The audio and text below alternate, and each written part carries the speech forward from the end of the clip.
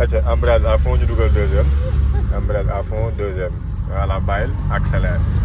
voilà acca ñu dem xoolal bu eggee 35 ñu dugal troisième mooy foofu noonu ok léegi mi ngi 35 embrayage à fond nga bàyyi accélérateur bi toujours te troisième bi dugul de bësal embrayage bi 16 point mort ngay dawee voilà da ngay insister voilà acca bàyyil mu dem ñu accélérer on y va on y va on y va léegi bu eggee 50 dañuy dugal quatrième ah voilà da ngay catal tableau de bord bi rek waaw accélérer doucement voilà mi ngi 50 embrayage à fond ak quatrième voilà te accélérer ñu dem c'est bien waaw naanaan nga ate gérer ma ligne rek tant que génnoo ligne rek man maa ngi nice kontaan naa je dirais à ton mari que tu as évolué tu fais du bon boulot. oui kooku sama noonu la. non non dina bu xamee ne yaa ngi kii kay dina kontaan ah non yaa ngi mën nag moom bëgg ak ñaax bëgg instant yaa ngi évolué instant yi moom macha allah. fan moo gën a métti ci suuf wala ci kaw fu gën a métti fa la ñuy jaar. waaw bon nañ jaar ci suuf comme ça ñu rétrogradé fii nii ah da ngay jàpp frein bi tuuti bësal ma tuuti frein bi bësal voilà demal troisième bàyyi embrayage bi mais bul bàyyi frein bi teel toujours frein bi mais nank rek bul bës frein bi bu baax ah bàyyil frein bi bàyyil bësal embrayage mu sës encore frein bi doo ko bës bu baax ah aca demal troisième non yaa ngi troisième deuxième voilà bàyyi embrayage bi voilà téye ko foofu léegi accéléré nank rek nank parce que bëgguma ñu demaat beneen vitesse téye ko foofu nank tout doucement ñu daal ak deuxième bi la ñuy wëree ah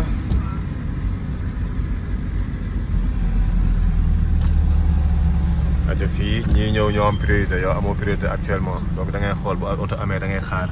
ñëwal nii tuuti si man bàyyi xel oto bu noir boobu ah voilà donc dem na c'est bon ñu dem toppal ci ginnaaw mën nga accélérer nank légèrement aca accélère yaa ngi deuxième donc bu eggee 35 dañuy dugal troisième ah bàyyi xel de temps en temps affaire bi tableau de bord bi voilà mu ngi 35 embrayage à fond ñu bàyyi accélérateur bi bàyyil accélérateur bi troisième mu gaaw bàyyi embrayage bi nga accéléré ñu dem voilà moji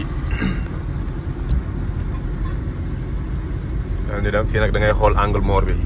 da ngay tourné fii mënoo ko gis ci tableau ci rétroviseur bi da ngay tourné carrément xool foofu noonu bu oto amul yàppa acca ñu lagal accélère toujours on est sur la bonne vitesse on y va reste sur la ligne yaa ngi nii leer na nañ ko génn ok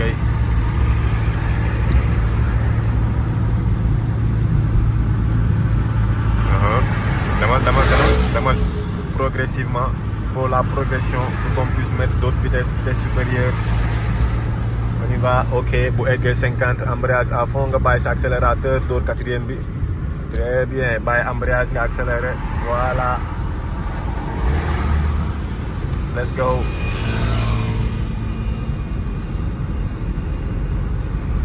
voilà toujours on reste sur notre voie nekk kañ nga war a changer vitesse kañ nga war a dugal vitesse kañ nga war a rétrograder ak nan la ñuy rétrograder loolu yëpp boo ko xamee bon géejawaay dalal